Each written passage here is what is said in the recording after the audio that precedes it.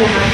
Okay, dadako na tayo sa pinakabusod ng ating gawain. Ianda po natin ating mga Biblia, may mga Bible po bang dala, notebook at ballpen, dahil tayo po ay pamungunahan po ng ating poging Deacon Eugene and Rino. Palakpakan po natin ang Diyos sa kanyang buhay.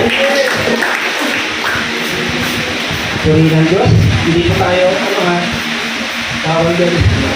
Purihin ng Diyos at praise God at tayo muli, binigyan ng pribileyo.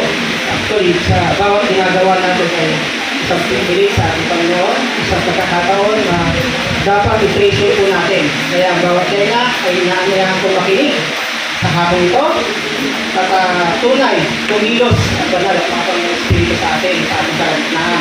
At maunawaan natin yung bawat at marinig natin. So, praise God po sa buhay ng mga kabataan, especially yung mga nakasama natin sa youth. Sino ba nakasama sa youth? Sino? Sino? Halos lahat naman, majority. So, naalala niyo ba yung sinabi kanina ni Ma'am Kat ninyo? Soon to be Ma'am. Ma'am Kat. So, nakita niyo naman, narinig mo yung post, di ba? So, ano ang paborito natin doon? Sa tingin ninyo? Kung pinapili kayo, ano yung gusto nyo? So, ibig sabihin, hindi kayo kampante yung sa group nyo dati. Ha? Alam ko yung pagkaramdam na yan. Kasi talagang gusto nyo kasama nyo yung friend nyo, gusto nyo kasama nyo yung kausutan bilang ninyo. Di ba? Ganun yun eh. Kumbaga parang mag-boost yung confidence natin, lalo pagkasama natin yung alam natin, candidate natin o kasama natin palagi. But this time, alam mo po ay talagang hindi po tayo aalis doon sa ating tema natin na living sacrifice.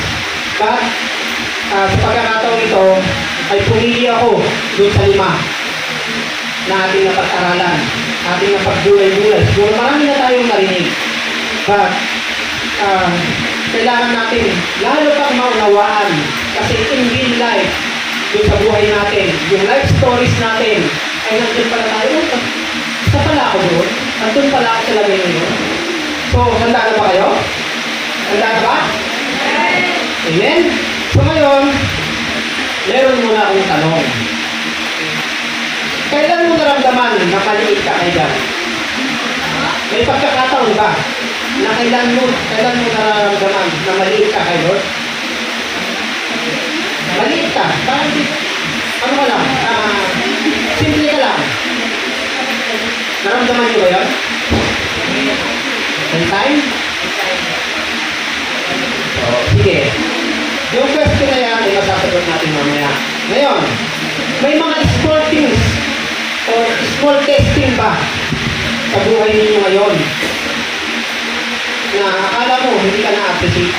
May ginawa ka, pero hindi ka na-appreciate. Gumawa ka sa bahay nyo, nagugas ka, nagwalis ka, walang nakakita sa'yo. May mga ganun ba tayo? May mga ganun ba? Amen, di ba? So ngayon, paano tayo magiging kagamit-gamit sa buhay ng ibang tao? Even hindi tayo nakikita. May ganun ba na tayo sa buhay natin? Nahala natin, wala naman, hindi ako naman pumapansin sa akin eh. So ngayon, saan patungo yung aking iano ngayon? Sino nakaka-guess? Praise God. So, may tanong pa ako mamaya. Ano ang dating pangalan ni Gideon? Milo. Wala tingin sa Bible. Ha? Wala talaga? Ano nakakalam?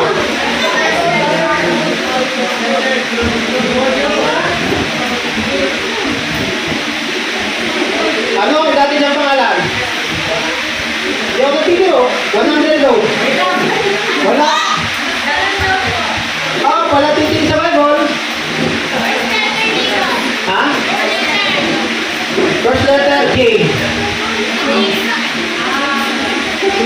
Sige na, wala na.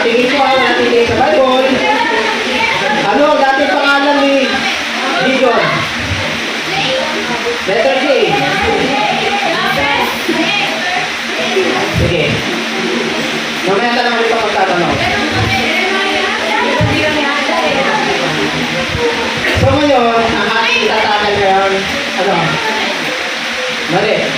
Tama naman siya pero hindi siya exactly.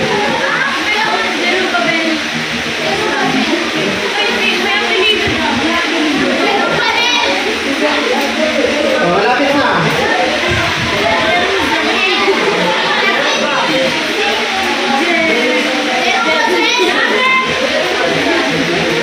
Wala? Oh, sige. So, 50% lang yan. Charis. 50% lang. Okay. So, ngayon, ayaw, clear? Ayan. So, ngayon, wala na, ano. So, ngayon, familiar na tayo sa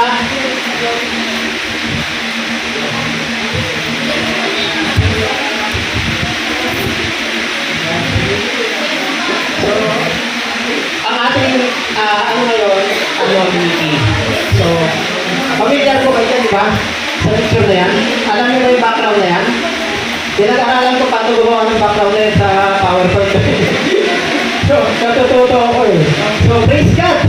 So, ngayon, alam niyo naman si Gideon ay merong, ano meron kay Gideon na kasama niya? Ano ang kwento sa Bible? Na meron siyang kasama na anonymity, anonymous. Sino? Anonymous. Na kasama niya. Ano?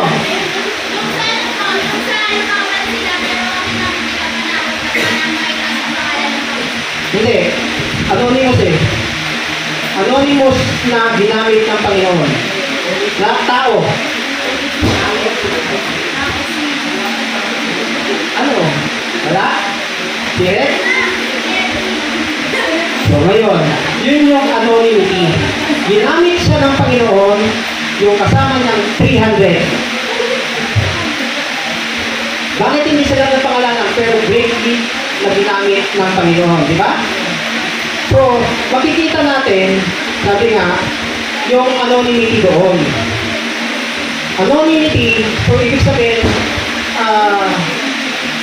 itong mga warriors na ito, may isa ba sa kanila ang inabanggit na pangalan? Diba po? 300 lang. So, sabi nga, ang goal natin dito, paano, how God can use you? Kahit piling mo, maliit ka, para magamit o gumawa ng malaking bagay. Now, ito ngayon, magbibigay na naman ako ng tanong. Sino? So dito ang may kilalang anonymous, pero lubos na ginamit ni Jesus. Hello ulit. Example sa Bible, anonymous, pero ginamit ng Panginoon. Magbigay ng example. Sino? Ha? Pare? O sige. Number mo ha. Anong pare? Meron ka nila? Saan part doon? Ha? Sa simbahan. Sige. Ako sabi ka. Anything. Anything. Anonymous. Pero ginamit ng Panginoon. Wala ba kayo natatandaan na babasa? Sa Bible. Anything anonymous sa Bible. Pero greatly na ginamit ng Panginoon. Magbigay ako ng example. Gusto nyo? Oh. Yung, alam niyo po yung nagpakain si Jesus ng 5,000? Sino yung ginamit niya doon? Pinangalanan ba? Sino? Yung batang lalaki. Okay naman. Ano?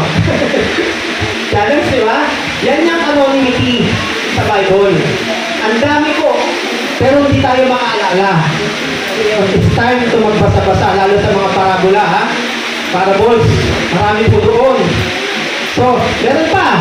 Ako na lang magbibigay ng ng great example. Ito po, lagi itong pinipis din ng ating mga pastors, yung carrying friends to Jesus.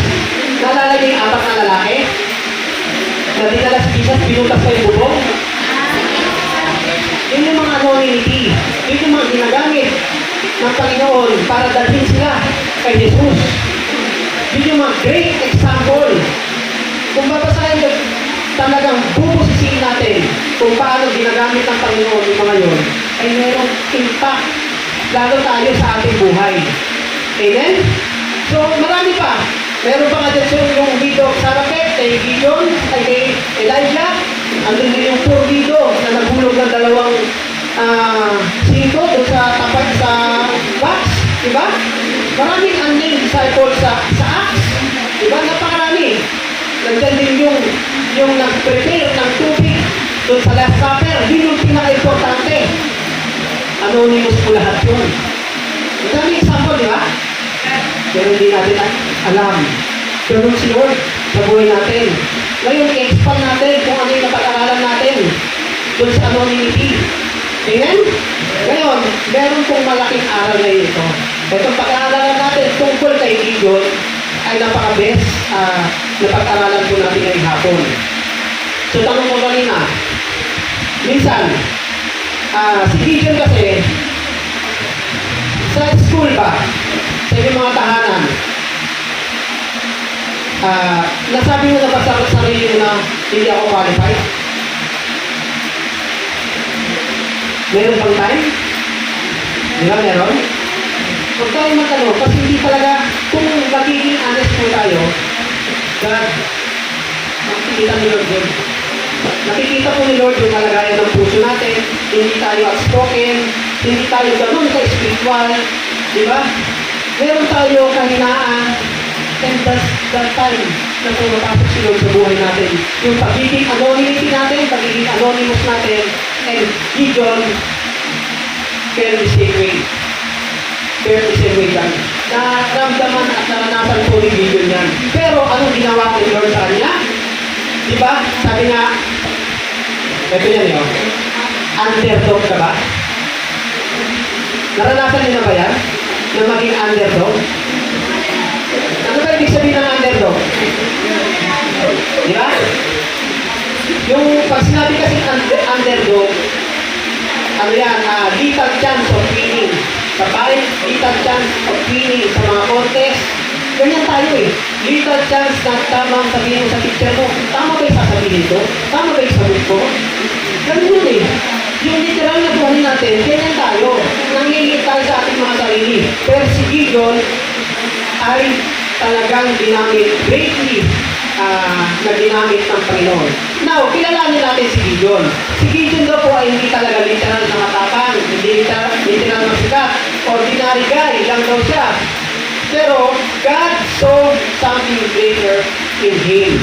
So, nung kalagayan po kasi yung little background ko kasi, nung si Gideon kaya napunta tayo sa 300 warriors, yung anonymous na 300 warriors, yung Israel kasi that time, ay talagang umiiyak na. They cried out. So, andyan, nasa trouble sila lagi, nagiging inaapi sila ng Midianites. Yung Midianites po na yun, ay nasa 135,000 army. 135,000 soldiers. Pero ang army po ni Gideon ay ilan? Sino nakakatanda ng unang army ni Gideon? 10,000? Ilan? 10,000 talaga? Yung una niyang soldier. Ilan? Wala talaga. Alam nyo, basa-basa tayo sa Jarias, ha? Ha? Wala. Wala ko narinig. Ilan? Paris?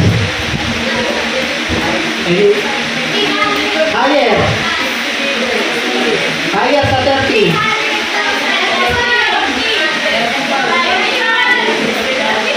Sige, assignment ko yan. Actually, 32,000. So, walang kasagot na naman. So, ngayon, sabi ni Lord, so yung Israel that time, binubuli sila. Binubuli sila ng Midianites na 135,000. So, sabi nga, si Gideon, tinawag ni Lord habang nagtatanong siya sa mga kaaway. This shows nga daw ay yung calling ni Lord ay hindi ko base sa tapang, kundi sa plano ng Panginoon. calling is grace-based, sabi nga po. So, dito po, alam nyo, ang specialized ni Lord sa atin talaga, tingnan nyo, God specializes in using underdogs. Kaya tanda na yan, yun. Kahit sabihin nyo, nangita tayo, wala tayong nakayanan, specialty ni Lord na gumamit ng mga underdog. Amen?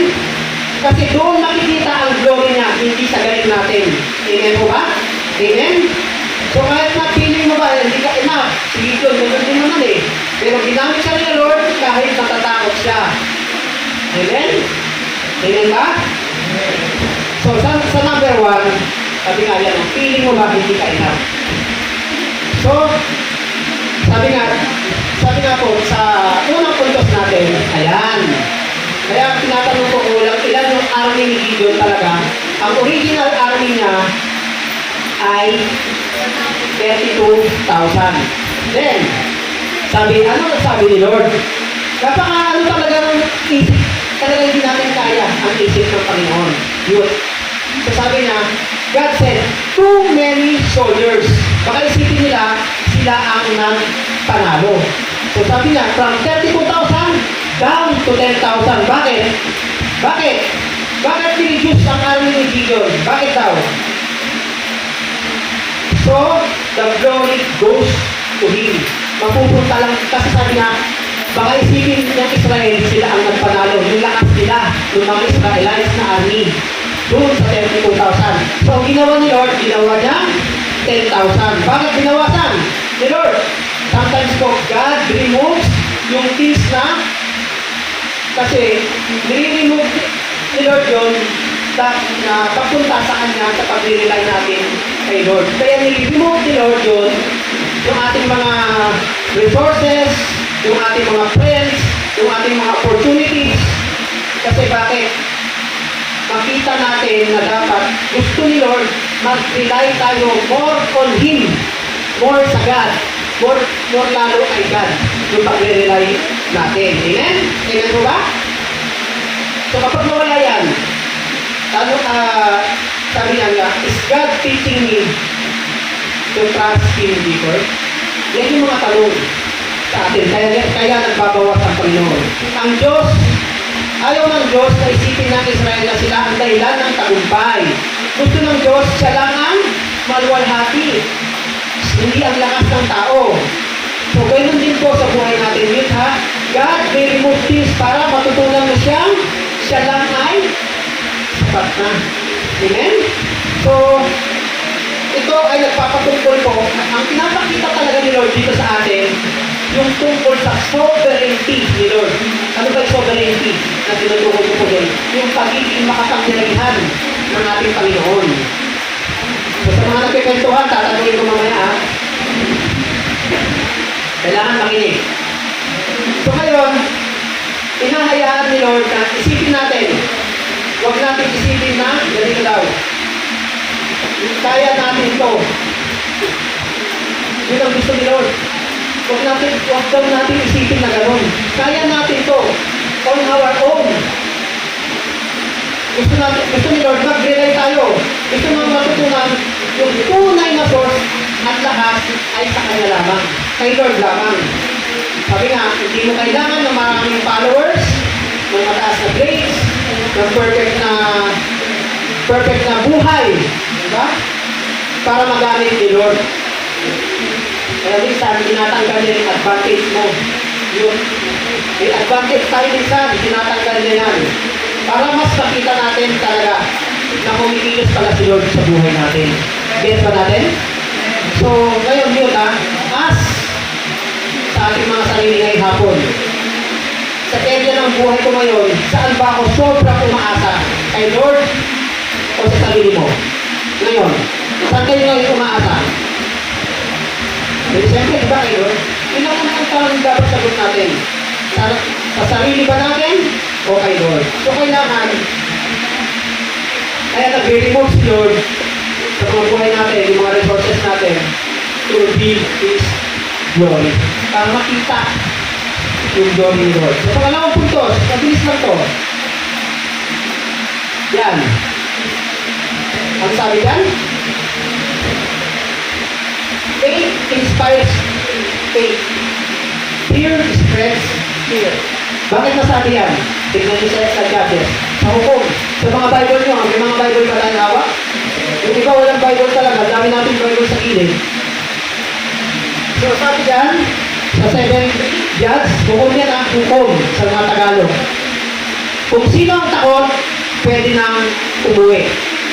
So, dito po, di ba, 22,000. Nung sinabi ni Lord na masyadong marami, yung 22,000 nabawasan. Ay, yung 32,000, naging 10,000 na lang.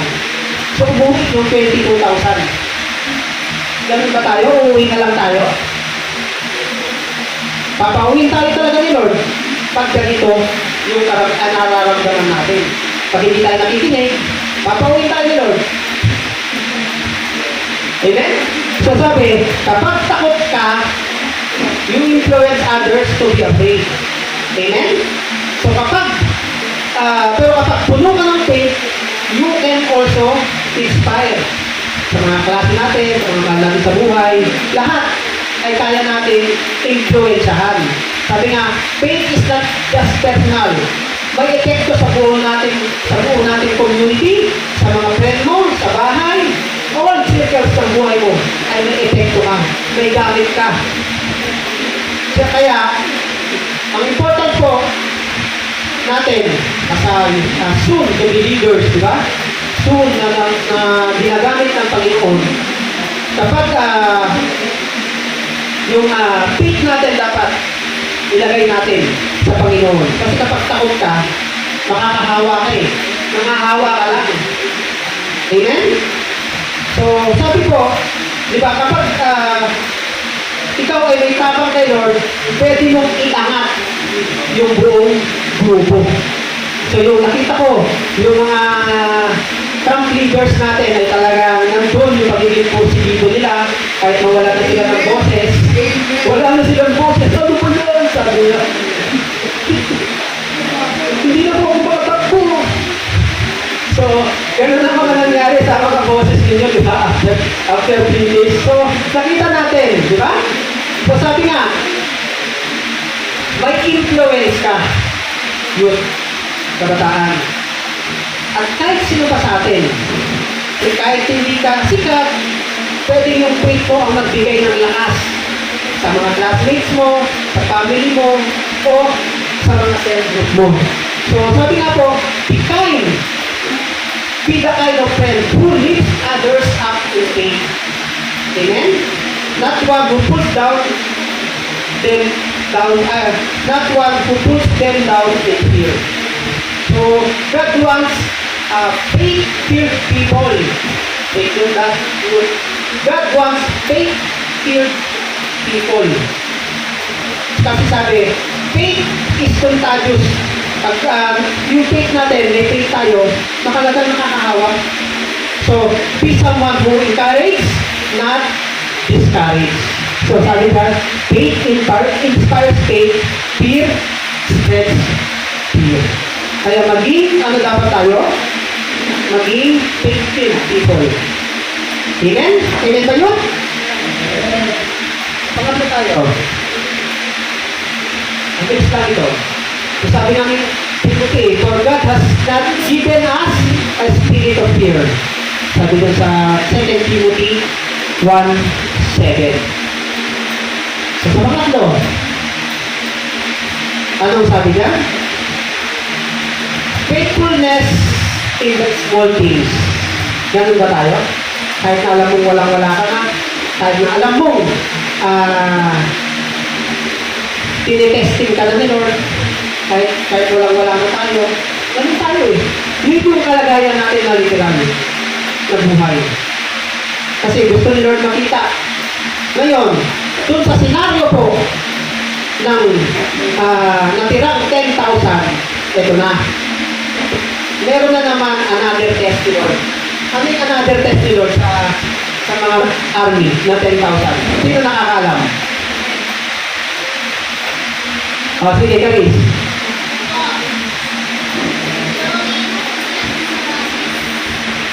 O, tapos, ano yung kaibahan ng pag-inom nila sa batis?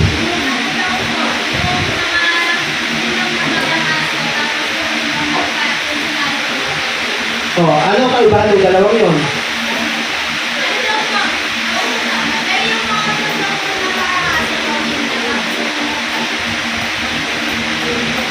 Uminom ng parang aso.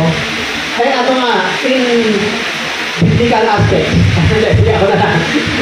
Sige. Bigay mo sa akin ang answer mo. Ito pa to. Ano pa?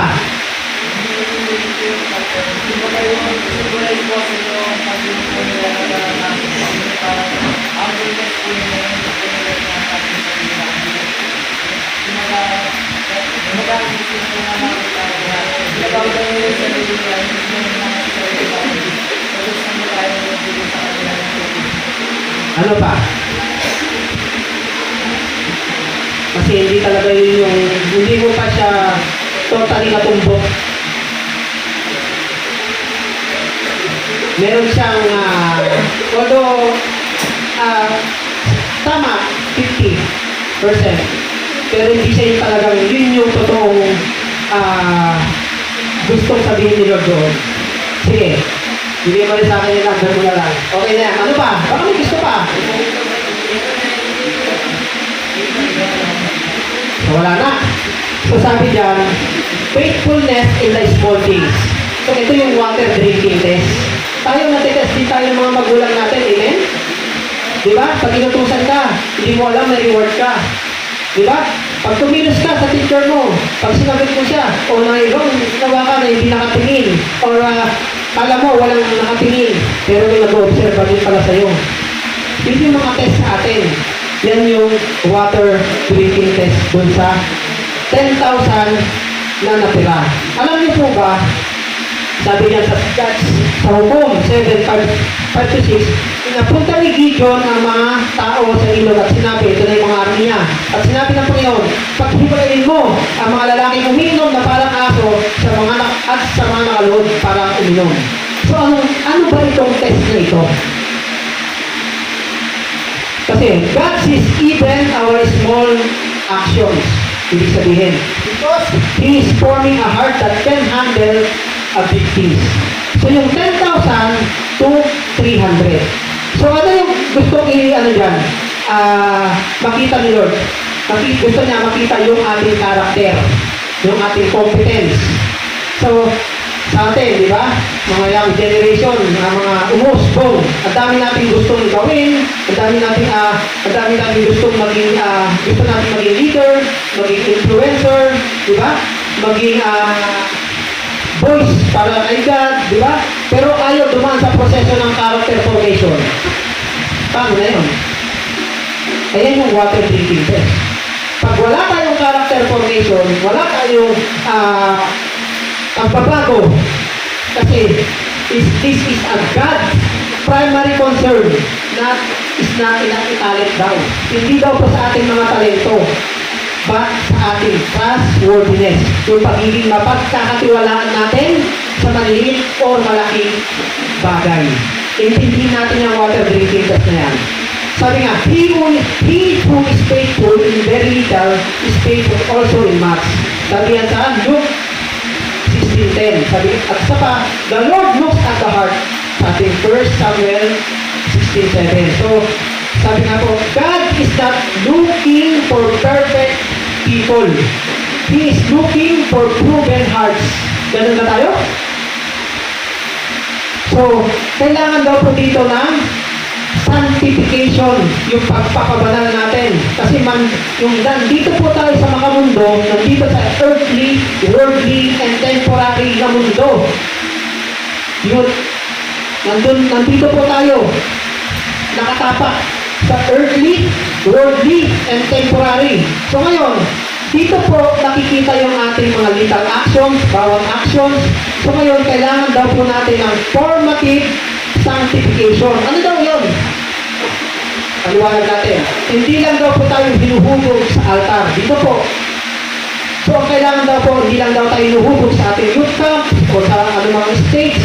Mas madalas daw po, hinuhubog tayo ni God sa mga daily discipline natin. Amen? Nahuhubog pa tayo doon? how we respond to temptation. O sa paglalaro ng ML, ng online games, di ba? Pag-treat natin sa other, pag-respond natin sa ating mga magulang. Ayan po, daily discipline. Nandun ba tayo yun? Nararanasan natin yan. Totoong nangyayari sa bahay. Pero ang sabi niya, how we respond to temptation. How we serve quietly. Yan yung drinking contest test din daw. How we deal with disappointment. Ito tayo, yun, pag na-disappoint kayo, simangot, sabi sa magulang. Amen? Natural yan. Pero dapat hindi daw ganun. Sabi sa James 1-4, sabi niya, trials test our faith and produce perseverance o yung ating pagtsatsaga. Sabi nga sa Romans 5:3-4, sabi niya, from suffering to perseverance to character and hope. Yan yung ibig sabihin ng 5:3-4. From suffering, perseverance, yung ating tsaga, at yung character na mabibuild at nababago, papunta doon sa ating hinahangad. Amen? So ngayon, yung water test daw po na yan, it was a heart test. Take note that truth. It was a really a heart test to see who was alert. Doon sa drinking water kasi daw na yan, kasi yung iba lumuhod. Paluhod daw po yun.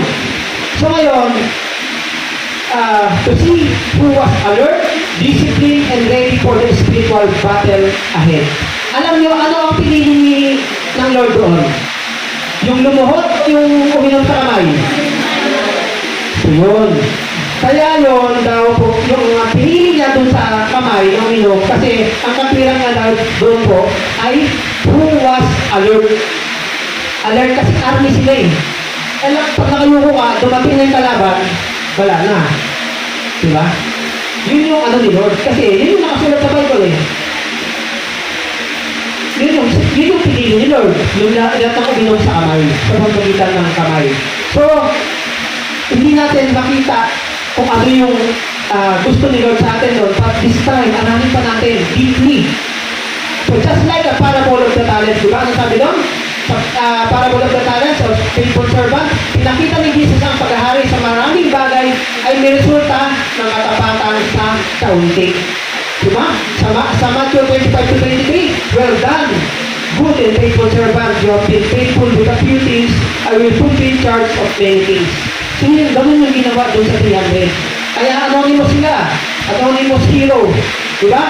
Kung paano daw po tayo ginagamit ang time natin sa phone, at nakakatulong ba tayo sa spiritual life mo to? Yung paggamit natin sa phone, pagbabad natin, ako, gulit ako dyan. Babad na babad tayo sa telepono. Nakakatulong ba tayo doon? Sa ating spiritual life o nakakasira?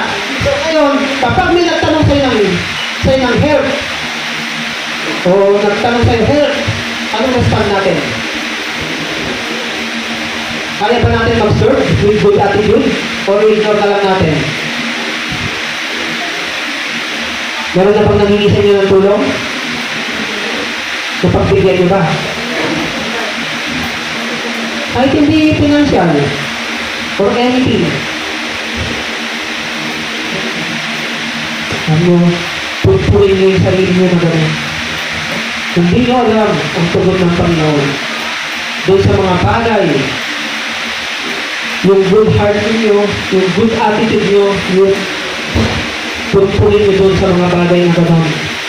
Kahit na alam niyo, yung pagiging anonymous niyo, ang sabi lang dyan, magiging honest ka kahit walang nakakakita. Yan yung aral natin ngayong hapon. Diba? Hindi kailangan ng spotlight para maging faithful tayo. Sa totoo lang, ang tunay na karakter ay nahuhubog sa mga moments na walang makakakita. Take note the truth. Ang tunay na karakter ay nahuhubog sa mga moments na walang nakakakita.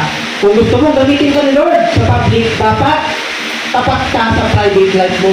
Yun. Amen? Kung gusto mong maging spiritual leader, dapat marunong kang sumunod. Dapat marunong kang maghintay.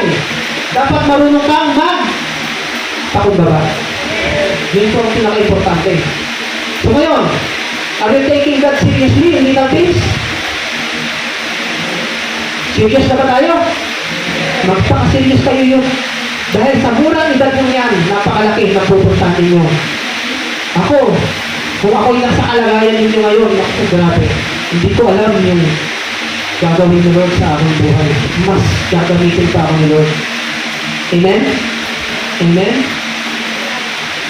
Yan po ang naisip nyo. Yan dapat yung nilulong forward ninyo. Kasi serious si Lord. Hindi siya nagbibiro. Seryoso. Magpakaseryoso na tayo ngayon pa lang.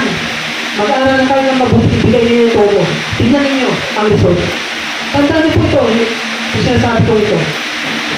Magpakaseryoso kayo. At malaking bentahe yan.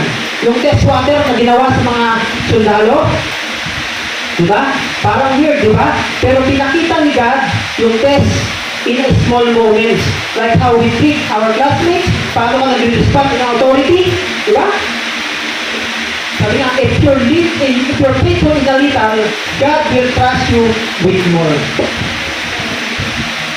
So faithful na ba tayo in small things? Amen yun? Na-encourage ba kayo ngayong hapon? Nagustuhan niyo ba? Yung pagiging anonymous niyo? Masarap. Huwag tayo magagandang masyadong spotlight ako. Guilty rin ako din.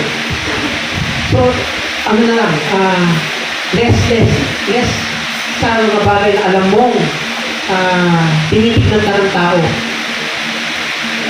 Amen? So, meron pa isa. Ito na lang last namin ito. Ito napakaganda rin kasi nito kaya inano ko daw. God encourage the fearful. Bakit daw? Kasi sabi sa John 7:10, if you're afraid, listen to what they are saying. God didn't condemn Gideon's fear. He comforted him. So sabi sa Hebrews 35, I will never leave you nor forsake you. So sabi nga po, God accommodates our weakness. Yun, tandaan po ito. Iniintindi ni Lord yung ating mga kahinaan at hindi niya tayo kinokondem. Amen? Hindi tayo dinidecline ni Lord. Hindi na tayo niya dinidisapprove. Katulad ng mga magulang natin, may time, oo. Pero that is a correction. That is a pagtutuwid dun sa ating mga mali. Kasi mali yung pag-iisip natin. Ina-underestimate natin. Kala nyo, mas marunong na kayo sa mga magulang nyo, kuya nyo, o mga spiritual leaders nyo. Sorry for the word. Pero ito yung totoo eh. Ito yung tinuturo ko dito. Diba even ako? Hindi po ko excuse dito. Hindi sinabi ni Lord, wala kang kaya nga, God encourage the people yung pwede, matatakot eh, no? May takot. Kasi, hindi sinabi ni Lord na wala kang tiwala, bawiin ko na lang yung calling mo. Hindi niya kaya sabihin yun. Instead, sinabi ni Lord, kung natatakot ka, may paraan ako para palakasin ka. Kaya yun, lumapit kayo kay Lord. Huwag kanino. Huwag sa barkada nyo. Huwag kahit kanino. Kay Lord muna unahin nyo, and then sa magulang ninyo. Doon sa alam nyo, mapagkakatiwalaan ng mga spiritual leaders nyo. Doon po kayo lumapit, huwag doon sa barkada. Amen? So, this shows daw po yung divine compensation, yung pagpapakababa. Meaning kasi si Jesus, bumaba si God sa level natin para tayo ay itaas. Diba? This is the same God who stood down in Christ, who sympathized our weakness. Sino pa nakakapag-sympathize ng ating mga kahinaan? Ang ating Panginoon. Pangalawa, magulang. Walang iba. Huwag sa barkada. Yes, meron silang itutulong. Pero ang ultimate na makakatulong sa atin ay ang ating mga magulang. Amen? Who meet us with mercy, not judgment. Hindi tayo kinukondem ng mga magulang natin just like our Father in heaven. Diba? Sabi nga sa Psalm 103:14, for He knows our frame. He remembers that we are dust. He will not break. Hindi pinag-break yung mga pangako ng Lord eh. Hindi niya kaya i-break yun. Kaya nga, fear is not a disqualification for our calling. God didn't cancel Gideon's assignment. Hindi niya kinancel yung assignment niya. He confirmed it with kindness. Sa anong paraan? Ito daw po. This teaches us that calling does not require an absence of fear. Just willingness to move forward. Mag-move forward lang daw po tayo. At saka yung willingness, saka yung true courage is not the absence of fear, but obedience in the presence of it. So, kailangan yung obedience din daw po. Yung totoong pagsunod. Kasi si Gideon, takot siya, pero anong ginawa niya? Sumunod pa rin siya. Kahit nagtatago siya, sumunod pa rin siya. Amen? Ganun ba tayo? Sumunod po tayo. Kasi yun ang requirement ni Lord. Sabi nga sa, ito pa, my grace is sufficient for you, for my power is made perfect in weakness. Diba? God encourages us through providential signs sa palatandaan ng Panginoon. Palatandaan ng Diyos. Ano yung mga palatandaan na binigay kay Gideon para manalo sila doon sa laban? Pinakinggan ni Gideon yung mga dream ng kalaban. Ang galing ng ginagay ni Lord. Ano ba yung mga dream ng kalaban na yun? A loaf of bread, knocking down the Midianite tent. This dream served as divine assurance, a prophetic encouragement kay Gideon. So this reflects how God sometimes use external signs. Ano yung mga external signs? Makikita natin yan. Ba't kailangan babad tayo sa pagkita Word of God? Hindi natin makikita yung signs na yan kung hindi tayo nagbababad. Kung hindi natin nakikita yung word of knowledge o yung testimony of others o yung strengthen our inner faith. Hindi natin makikita kasi hindi tayo nagbababad. Sabi nga, faith comes hearing ba? Message. So, sa Romans po yan. So, ang ating ano dito, si Elijah, di ba? Yung pinakain. Elijah was depressed and afraid, but God met him with fire and earthquake. But with a small voice, siya ay tinatagpo ng Panginoon. Amen? So sa ating, sabi nga si Peter, pang isa, ito ang pinakamagandang example eh. Di ba si Peter, dinunay niya si Jesus. So anong ginawa ni Jesus sa kanya? Peter denied Jesus, but Jesus reinstated. Ibig sabihin ng reinstated, ibinalik. Binalik siya. Reinstated him gently after resurrection. So ngayon, sabi nga, okay lang na matakot tayo youth. Natural. Lalo na kung may pinapagawa si God na malaki, pero huwag kang manatili sa takot. Amen? Amen youth? Gustuhan niyo ba? Yung pagiging anonymity? So kapag si God, ito po tandaan nyo si God hindi mo kaaway. Magulang mo hindi mo kaaway. Amen? Kapag natatakot ka, siya ang encourager mo. Ang mga magulang natin, ang ating encourager. Kala nyo lang, ganun. Pero ang totoo, ang nakikita nyo kasi yung mali, yung alam yung saliwa sa kagustuhan ninyo. Diba yun? Ganun kasi. Hindi natin kaaway si Lord, hindi natin kaaway yung mga magulang natin. Kaya sabi kanina, ang need mong hanapin, worship. Una-una, wise mentors, words of God, and prayer. And these are the ways He whispered us into our fear. Doon sa takot natin, ito ang makakasagot. Like Gideon. So ngayon, sa tanong, saan ang area ng buhay ka natatakot? Mag-step out in faith. Meron pa ba? Dahil sa narinig yung kay Gideon? Natatakot pa ba kayo ngayon? Ay, meron pa rin takot. Takot pa rin kayo? Pasok ka na sa Monday. Sa next Monday. O, di na mo. Wala ganda sagot nyo. Parang nasa rin na. So, kita nyo, nakikita ko, wala pa kasi tayo mga notebooks. Wala pa tayo gamit. Di ba? Punto na agad. Advance tayo minsan mag-isip kasi nandun sa fear natin. So ngayon, paano mo maririnig ang boses ng Diyos sa gitna ng kaba? Do you allow God to encourage you and then obey?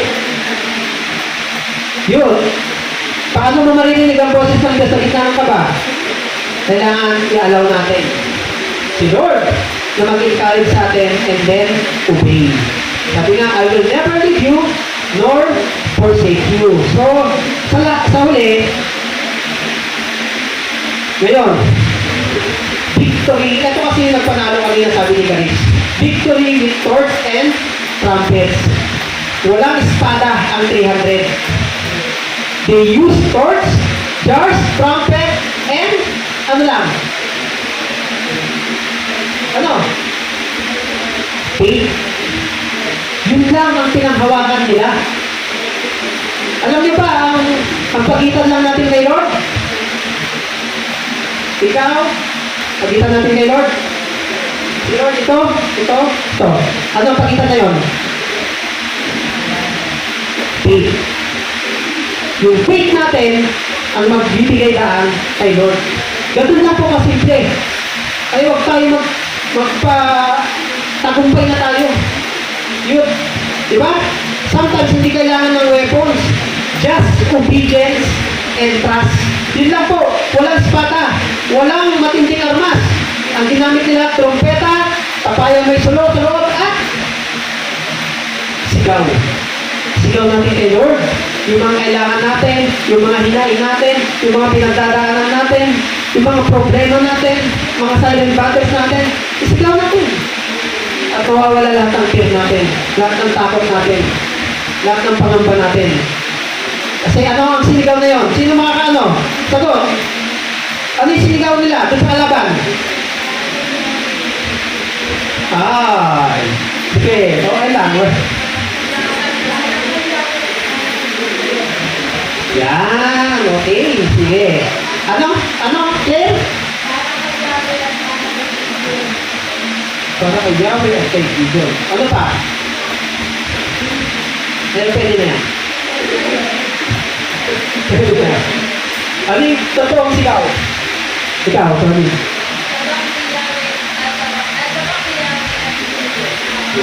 Yun yung talagang sigaw niya. So ngayon, nung sinigaw yun, ng 300, nagkagulo yung kampo ng kaaway. Yung 135,000 Midianites na nangbubuli, ay dahil lang sinigaw nila at sila ay nanalo sa laban. Amen? So ngayon, kaya natin sumigaw kay Lord. Diba? Sa 2 Corinthians 3:9, my power is made perfect in weakness. Don't underestimate what God can do through you.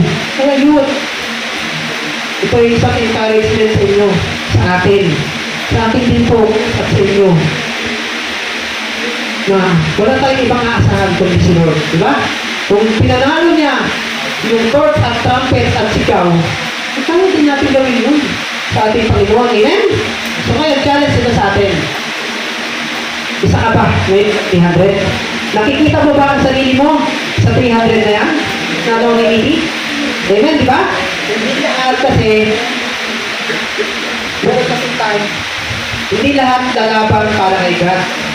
Pero baka ikaw ang isa sa 300. Di ba? What matters most is not your strength, but your surrender full in obedience. So ngayon, hindi mo kailangan na perfect. Hindi kailangan magpaka-perfect tayo. Just the willing heart. Ngayon, the question is, will you say yes sa calling ni God ngayon? Kahit mahirap? Will you say yes? Parang mahina. Will you say yes? Yes! Amen. Ang tinuturo po sa atin dito ngayon, hindi sa dami o lakas ng tao ang tagumpay. Yun. Ang Diyos ang nagbibigay ng tagumpay. Kahit sa kakaunting tao lang. Obedience greater than numbers. Kaya nga, naging ginawang 300 lang ni Lord. Yung 300, hindi sila malalakas, pero anong meron lang sila?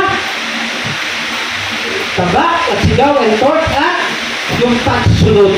Yun po ang pinaka-importante. The obedience. God wants us to trust Him not on our resources. Minsan pinabawasan ni Lord ang ating mga sandata. Diba? Sandata natin para makita natin na siya lang ay sapat na po. Yun. At paalala, kahit kaunti tayo, basta kasama natin ng Diyos, ano mangyayari sa atin? Panalo tayo. Amen? Amen.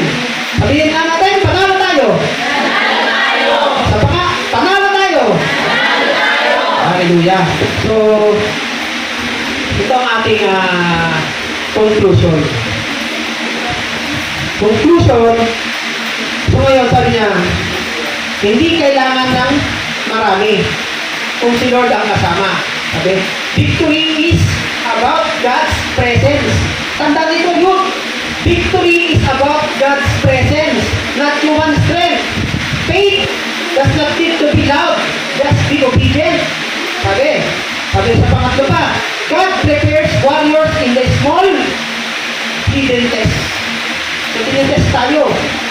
Kung tapat ka sa maliit, handa ka na sa malaki. Sabi yan sa Psalm 7:5. Fear is not the end. Disobedience. So, takot ka man, sumunod ka pa rin. Yun. Takot ka man, sumunod ka pa rin. Sabi sa 7:10, God. As a surrendered, sabi nga, as surrendered, you can shake the world. Hindi mo kailangan ng spotlight. Just a surrendered heart. Amen? So sabi, victory comes by God's strategy, not your strength. Ang pinaka-battle plan po kasi nila sa atin, minsan out of the box. Kita ninyo? Yung 300, out of the box minsan. Kasi naiisip natin, parang talo naman ako dyan. Pero si Lord, pag siya ang kasama mo, out of the box ang sagot. Kita niyo yun? Ang sarap isipin. So the greatest win, ito tanda din yun, iiwanan ko po ito sa inyo.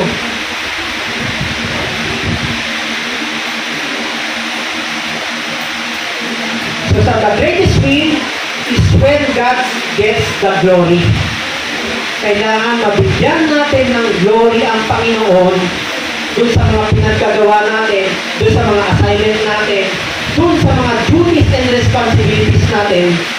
And that's the time masasabi ni Lord na winner ka, na panalo ka. Amen? Panalo tayo. Success without humility is a loss sa langit. Tandaan niyo po yun. Success without humility is a loss sa langit. Kaya kailangan ng buong pagpakumbaba.